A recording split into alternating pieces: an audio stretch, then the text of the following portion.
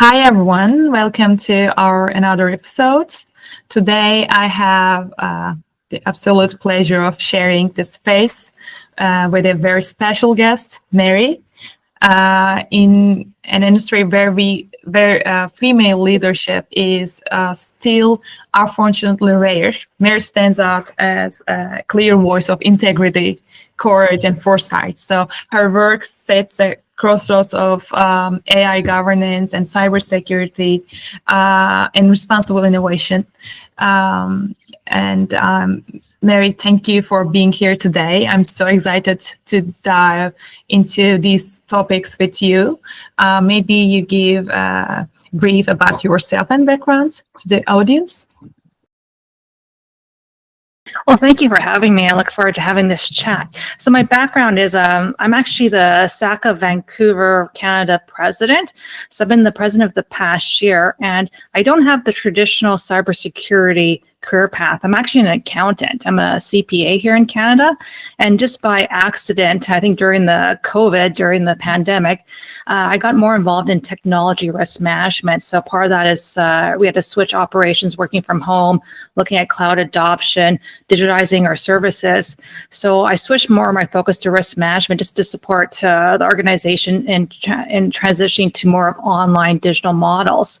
So then from that really opened up my career in terms of looking at even cyber risk, how secure we are, doing penetration testing. But even when we are adopting cloud security or cloud solutions, even the configuration and testing that, and even training our staff in terms of new ways of working, especially with online and how to protect the information we have. So just from my background, like going from a CPA to enterprise risk management to then technology risk management, I got more involved in cybersecurity, and then that led me to ISACA. So just being president of the ISACA chapter.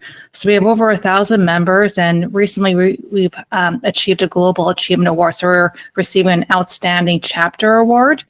And I think part of that is our goal is to educate. So we had a number of initiatives with digital literacy, AI literacy, but also at the same time expanding our mandate to promote cybersecurity companies in Vancouver and how we can export that talent outside of Canada. So just once again, just building our trade and global trade and the reputation of Canada as being a cybersecurity leader.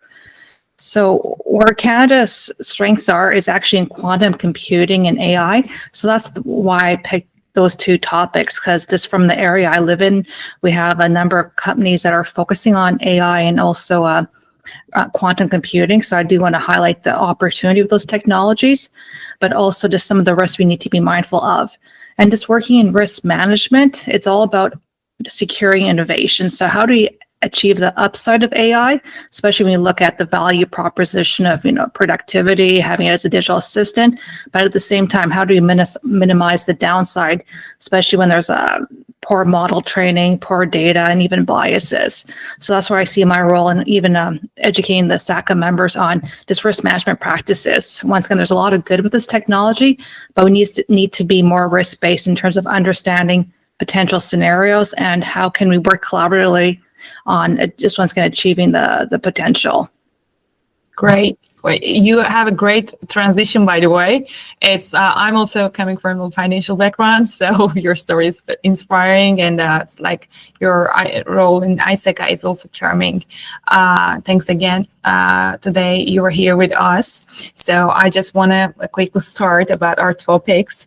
So we are living in a moment where artificial intelligence is no longer just an innovation. It's an infrastructure, right? So from predictive analytics in finance to generative tools in media, artificial intelligence is becoming embedded in every layer of how we work and communicate and make decisions.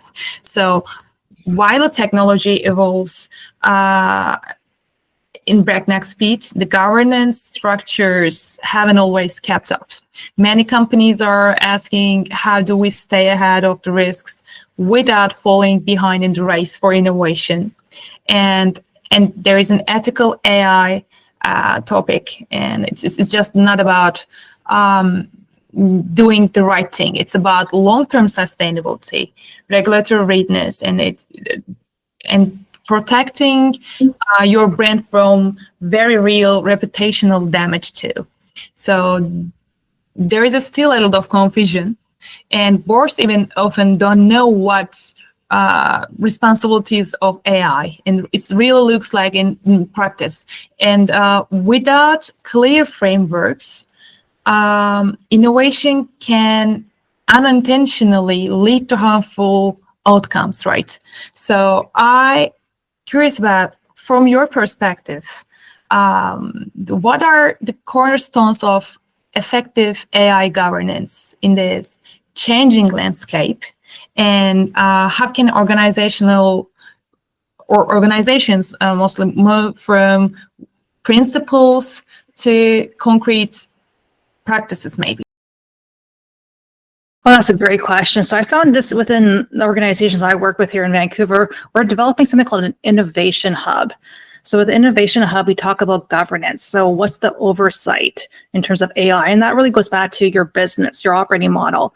So just getting education, understanding how can AI improve your business model? So for example, operational excellence or even customer intimacy. So understanding the potential. So this goes back to what is AI good for in terms of its capabilities, but also understanding its limits and how do you best apply that to the business model?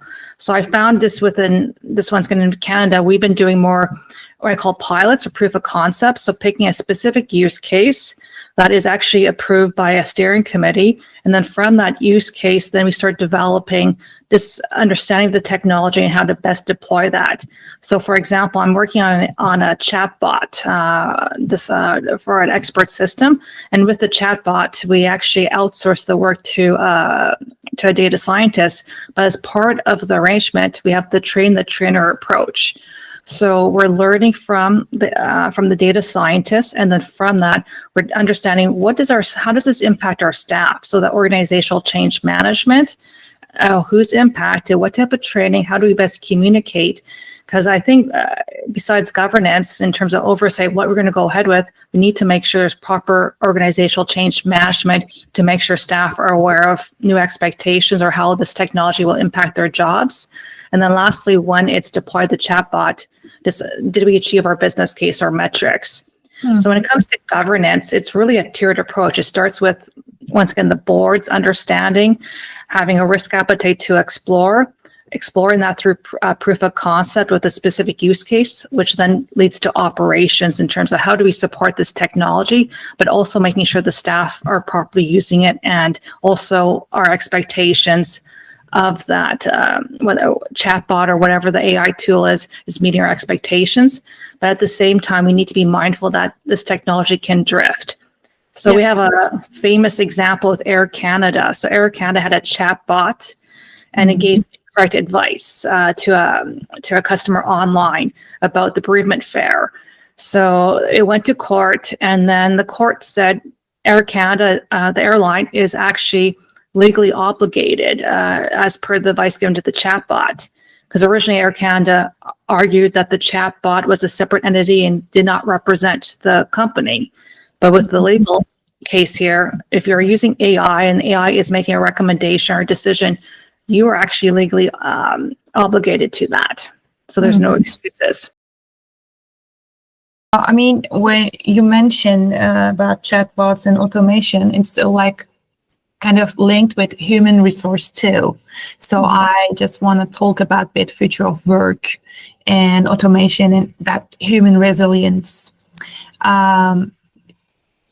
Like artificial intelligence and automation are like reshaping our roles in workplace and responsibilities, and even our definition of productivity, maybe, right? So while some jobs are disappearing, others are being reborn, or there is an entirely new roles in here. So it's just not about skills. It's also about psychological safety in workplace, and identity, and resilience. And we talk about a lot like digital transformation in these days, but what about human transformation, right? So there is an economic argument behind it also. Like companies that invest in upskilling and well-being and inclusive change management tend to outperform in the long run.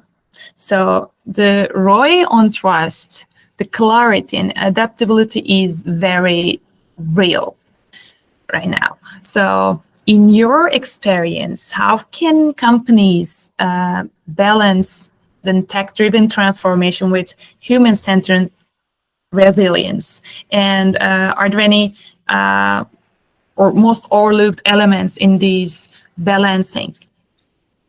Right. I think kind of goes back to digital transformation is nothing new. I was thinking about even my first project 15 years ago was implementing a new financial system that had a fair amount of automation, which is not AI based. It was like workflows and moving away from paper forms. So part of that is you have to bring the staff along. So you have this technology with the potential. You have to look at your business processes and then get the staff involved in terms of redesigning it. So part of that is not an incremental change, it's a transformative change. And to achieve that transformative change, you have to bring the staff along. So when you're redesigning your business processes, this is where staff can provide input, but also understand from that process how their role is changing and also how we can use their time to reinvest. Mm-hmm. So even with the chatbot project, yes, that will impact time. So staff will spend less time responding to queries, but then the goal of that project is to reinvest that time in other work. So this is where you kind of go back to once again, what work isn't being done, what work requires higher value, and how we can retrain staff to move in that area, especially when I think about analytics or even other areas of need. So to me, it's kind of presenting that as an opportunity, but at the beginning part with any type of digital transformation, it kind of goes back to the why. Like, why are we doing this? What do we hope to achieve? And then bringing the staff along with that conversation. And that's where you have organizational change management. When you look at why projects fail, most of it's the human factors. It's like, in terms of lack of communication, lack of senior management support, lack of even training and even supporting staff after the system's been deployed. So I just take a look at what we've done in the past with digital transformation and what lessons can be applied moving forward with AI. And I think part of that is this clear communication. So within the Vancouver area, a number of companies are investing AI, for example, with Copilot, but they're saying it's a digital assistant. It's not meant to replace, it's meant to augment. And then part of that is they're looking for other areas where staff can support the organization. So I think it really goes back to setting the foundation for this transformation to begin with and why are we doing this? Mm-hmm. Mm-hmm. Mm-hmm. It's maybe I'm looking more in social side of it, but also when you mention about human capital, maybe we can call it human capital, and there is another content that I think we should talk. There isn't not much talent in the area, maybe. And it's just my opinion, but we hear a lot about cyber talent shortage, right? But the truth is that's just not numbers. It's about mentorship and access, like you mentioned before. So maybe many brilliant young minds like myself, maybe, and especially women, especially people from underrepresented backgrounds are simply not being given the platform or the support they need to enter this field. And it is not just bad for them, it's just bad for all of us because security threats are evolving and we need diverse thinking, maybe creative approach and a wider pool of perspective to stay ahead. And bringing the talent gap is just also not about charity, it's about survival, and it's most effectively we need mentorship. And when someone like Mary takes time to mentor and elevate emerging voices, it creates kind of maybe effects across another in other industries. So how can we build pipelines that are not just big, but also fair, more inclusive, or more future ready? That's a big question. So I was going to talk about going back to the earlier question about social impact. And I was just thinking, once again, just going back 15 years ago, who thought about search engine optimization or social media experts or influencers? So I do think 50% of the jobs are yet to be created. So I think in terms of understanding what we need for roles, once again, the proof of concepts that I'm working on does help in terms of understanding what do we need for development, especially in terms of data science roles or even prompt engineers or even trainers, but also what we need from a business point of view. So do we need more process experts or even business transformation experts that are able to take a look at how we do business and how technology may be able to optimize that? So I think part of that is you have to go through this exercise of these projects to determine what do we need moving forward. And also, even with my role, like with the risk management software, technically, I don't even need to write a risk statement anymore. Gen AI does it for me. So that means my role is more of an editor, and then I review it afterwards for correctness. So I may not be drafting the content from scratch, but my job is it correct? Is it on message? Am I able to present this statement to the manager or director, and will it hit the spot? So I found my role is more refining the messages versus actually creating it. So that's where you need to understand what's the impact, how does this impact me, and how do I need to switch my perspective in terms of how I conduct my role.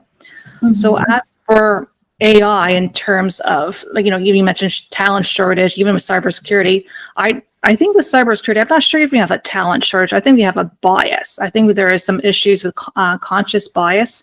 Like even my role as an accountant, accountants, we're heavily involved in terms of security of financial systems. We have to audit them. We audit the transactions. We even support pen testing. So when I switched more to working with ISACA Vancouver, someone came up to me and said, "You don't have any cybersecurity experience." It's like, why would someone actually say that to me? And it really goes back to people's perspectives of what cybersecurity is. People think maybe strictly pen testing or SOC. But this is where I need to highlight the work the European Union has done. The European Union has taken a look at cybersecurity and said there's actually 12 different careers in cybersecurity, whether it's your auditors, your risk managers, your SOC, and among others. And then from those IT careers, it has developed actually a career path in terms of here's the key skills and training you need for these 12 different job families of cybersecurity. So I do find that even with new immigrants to Canada, there's a lack of recognition of their foreign expertise. So for me, if we're more open about people's experience or people's backgrounds and how that's transferable, I think that does impact the cybersecurity gap. So that's just my observation when it comes to cybersecurity. And then with AI, we need to talk a bit more about that. So with Gartner said around 75% of Gen AI projects will have some form of bias. So bias in terms of how the data is collected, how the data is not representative of the population, but even the developer that's building the models and how gender biases can be built in there. So for example, if you have a chat bot with the voice tends to be a female. Why? Because we're more supportive. So I think part of that is education, recognizing where the biases can enter, especially the development life cycle, and then having a diverse team, or just recognizing that diversity has a spot in challenging biases, but also making sure those systems are set up for success. So I think that's where it's important to have podcasts talk about these issues. Even WISIS, Women in Cybersecurity in the States, has offered AI learning courses. So making it available, lowering the barriers of entry when it comes to AI, so providing training, but also talking about the different career paths that's available in the field. So I think it's a journey. So I think this one's having conversations, being open about people's experience, but also making sure that whether organizations like WISIS or even ISACA, we support everyone going to these careers, but also we're very open about what are the opportunities, but also recognizing people's experience and transferable skills. I want to talk about this bias because there isn't a silent architecture behind it, and we tend to think of AI as cold and neutral, rational force, but the reality is AI reflects the data it's trained on, and the data is shaped by human decisions, like historical inequalities maybe, and it just doesn't automate process, but it can automate injustice too. So we already seeing cases that you mentioned also, but there isn't facial recognition systems misidentify people of color at significantly higher rates, or hiring algorithms maybe favor male candidates because they're trained on historical data from male-dominated industries. Even I heard that like credit score systems that penalize zip codes, maybe education levels or a social behavior. And there is an also danger that these systems scale fast, right? And human may carry big biases, and the algorithm also can apply it at millions of people. So we need a new mindset, of course. And you work closely, maybe the organizations that building AI at scale, right? So from your perspective, what are the most effective ways the companies can detect or prevent or respond to bias in their systems, maybe before it becomes a crisis?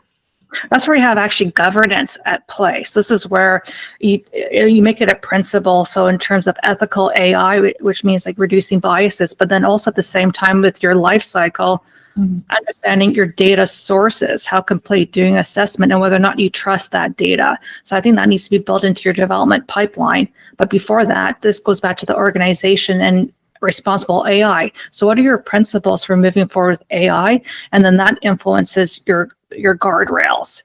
Also, I do want to highlight regulation, especially the EU AI Act. So part of that is risk-based approach. So understand doing your AI impact assessment, like what's the need for the system, what's the decisions, what's the data, and then from there you do your risk-based assessment. Then you look at what controls need to be in place, and if it's a high-risk system, part of that you need to do a conformity assessment. So I think that's where both as an organization you need to have your priorities in terms of we're committed to responsible AI, and here's our practice to support that. But also where you compete globally, you're going to be have obligations under those regulations as well. Yeah, it definitely goes back to also education. Like what is responsible AI? What's ethical AI? What's transparency? What's explainability? So that's what we're trying to do in Vancouver, is just having AI literacy courses as well. And I think that's actually one of the requirements of the EU AI Act as well. So just and then also once you have knowledge, you can ask better questions as well. And also just when you have these projects that are underway, you're in a better position to facilitate the conversation, but also understand, well, this looks like an area of risk. How are we going to counteract with that? Or what's the potential impact if something goes wrong? So I think to me, just having more, just the education does help in terms of reducing the biases. And then also I found right now, just with my job, especially I'm an auditor, we are now looking at data governance, data management, because now, especially with Copilot, that now accesses your SharePoint information. So part of that is even how well are we managing our SharePoint data assets, even who has access to that. So I think for me, the positive aspect is it has increased the focus on data governance and data classification. You mentioned about EU's AI Act. We talk about these contents before our other guests, so I kind of like this topic. So I, there is in Europe, of course, there is an AI Act, and it places a heavy emphasis on human rights, like transparency and algorithmic fairness. In the United States, also other regulatory frameworks, it's the focus most tends to be more market driven, like guidelines like blueprint for AI or rights of the NIST risk management framework emphasize more like voluntary compliance and sector specific guardrails. And also there is in China, and AI governance is deeply tied to state goals, while algorithm regulation exists, especially around the content recommendation and data usage. So we are operating in a world where the meaning of BAs. So, and we don't know how to address it, but it depends heavily on where you are. So it's like you design a system in Paris different, in Singapore in different, and so in California, in Vancouver different. So I'm curious about how do you see organizations like navigating this regulatory environment when it comes to BIs and then ethics in AI. Also, is there any way to create internal standards to go beyond compliance in consistency across regions? Right.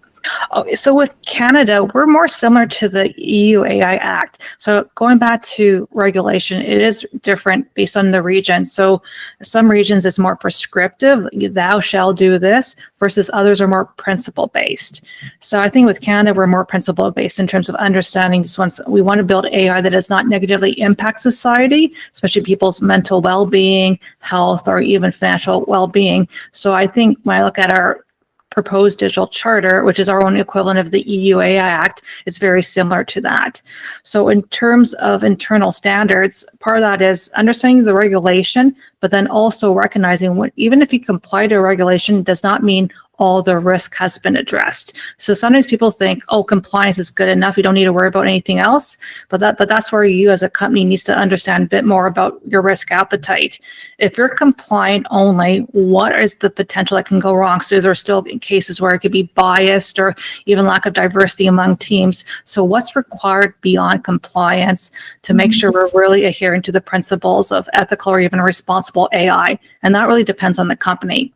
So for some companies, compliance is good enough. If you compete in Europe, you just need to meet the standards of the EU AI Act.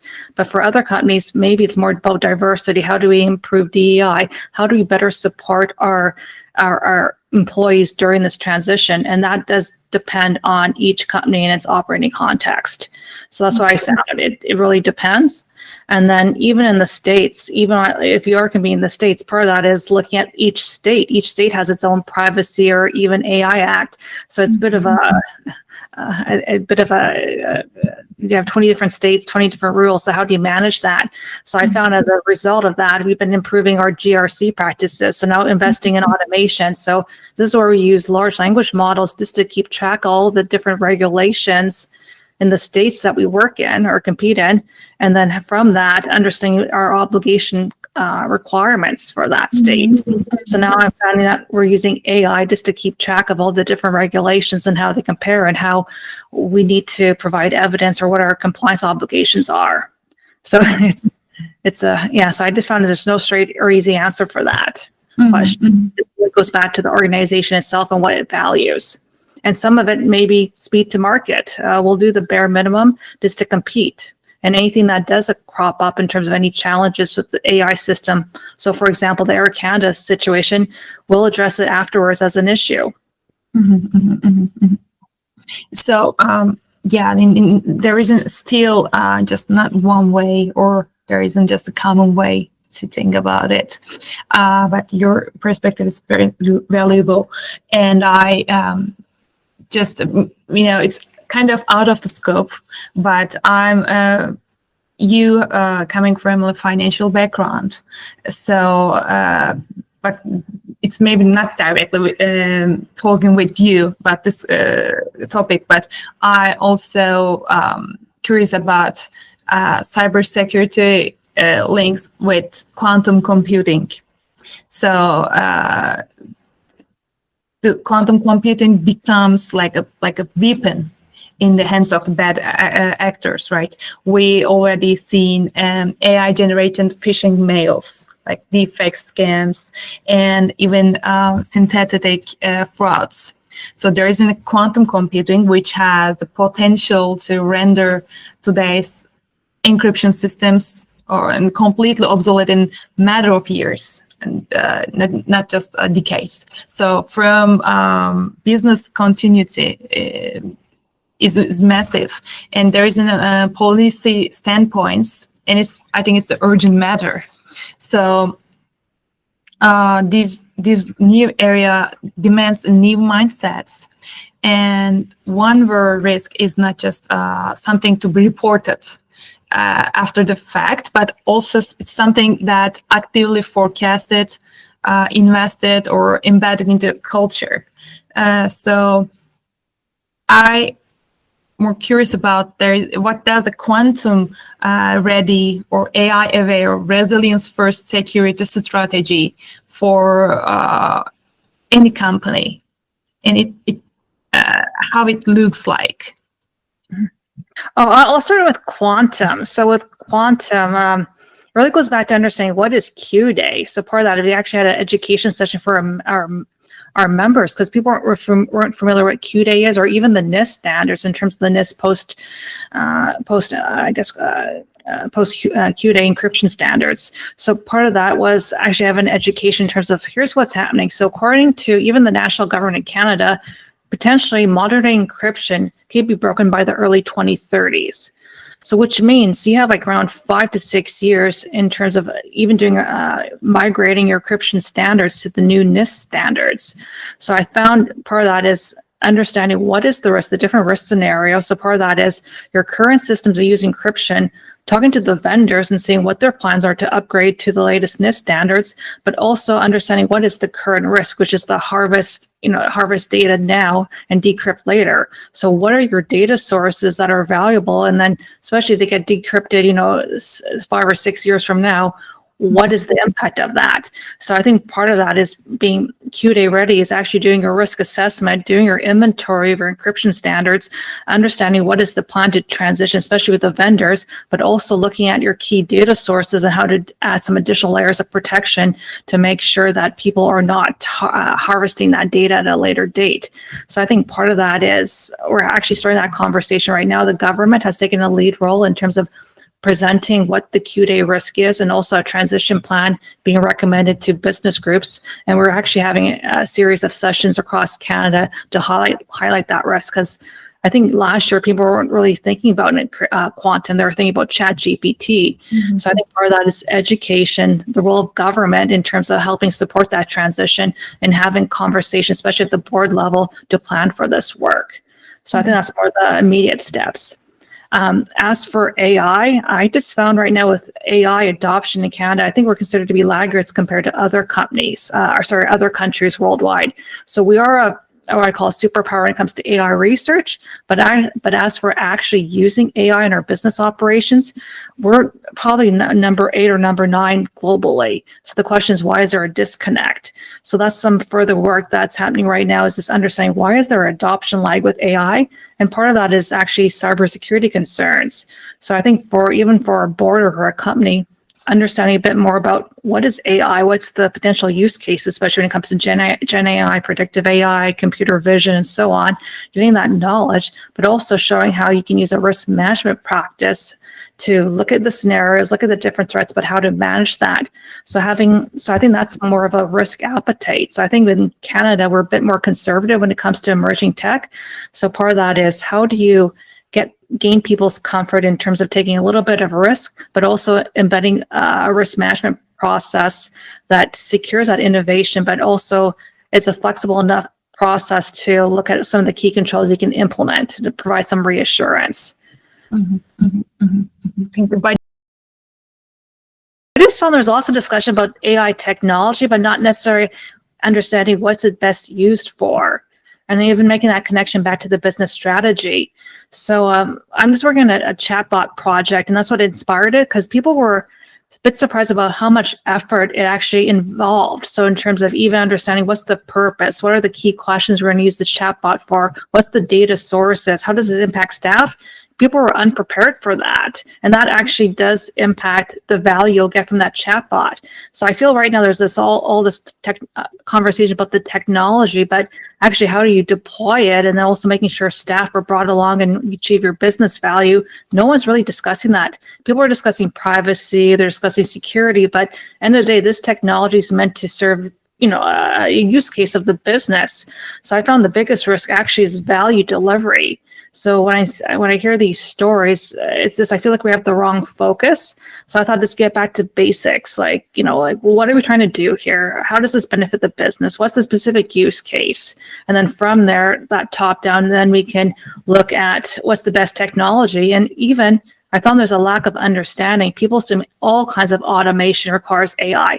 That's not true. Like I just remember once again, the financial systems going back in time, like 15 years ago, lots of it was scripting and workflow tools. There's a lot of automation that's possible without even AI. So I even would question the use of like, why do you need to have some sort of Gen AI or some sort of AI technology involved? So just questioning all the, I think, beliefs or even assumptions. But I do think ChatGPT has spoiled us. So people expect the ChatGPT experience, like this technology is ready to go. And I just found it's not. Like even with Copilot, they were still looking at data controls and just looking how you manage access to information because, you can have a potential breach in terms of someone looking at people's salaries with the Copilot tool. And that's where I found one person said to me, "Oh, we got Copilot at work. I'm trying to find people's salaries." Like the first thing people try to do is try to break the system. So when I look at people's, I guess, behaviors, it's like, just we need to focus once again on the business, our readiness, and then also what's the best technology fit for purpose given for what we hope to achieve. Mm-hmm. So it's all good, huh? Yes, thank you, Mary. Great. It's we already touched too many topics that we outlined before. And is there any final thoughts from Mary? Fun times ahead. That's all I have to say. So I just want to say, AI is reshaping how we work, and then quantum's kind of rewriting what we trust. But cybersecurity, end of the day, is the thread that holds all this together in terms of just once again AI and quantum. So I think to me, it's we need to work together, need to collaborate, but figure out what's the right governance, right preparation, and collaboration to make this technology fit our needs. And I just want to say that cybersecurity does not belong to the IT team alone. It's once again everyone. It's a team sport. So I look at your questions. It's lots of it's it's about the technology, but it's also about the people, also how it impacts society. So how can we better support people, especially in terms of when they're transitioning to like new roles or new expectations? So for me, I view cybersecurity as very people-centric, and I just want to remind people of that. Mm-hmm, mm-hmm, mm-hmm. Yeah. So, in wrap up, we talk about today, it's like AI governance and cybersecurity, the future of work, like too many questions, bias, talent. But for me, it's what really stayed with me is how all these are connected. It's just not about systems or like policies or just new technology. It's about the kind of world we want to build and who we want to build it for. So, because at the end of the day, if AI just doesn't make decisions, people do. And those people are like leaders, like designers, like engineers, regulators, and they carry their own like perspectives, values, and like biases. So, which means we have a huge responsibility on it, and especially when those decisions can scale across like millions of lives in seconds, right? So that's why I find conversations like this is so important. It's and honestly so grounding for me. And talking to someone like you, Mary, it's like it's thinking so deeply about these things and reminds me that good technology doesn't happen by accident, and it takes intention, and it takes asking uncomfortable questions, and it takes including more voices. So thank you so much for being here and for sharing your insights so openly. And it's really inspiring to see leadership and women leaders, like both ethical and strategic. So we need much more in this space, I think. And thank you for everyone listening and being with us. I hope this conversation also sparks some new thoughts for you too. And take care and see you in the next episode. Thank you, Mary. Thank you.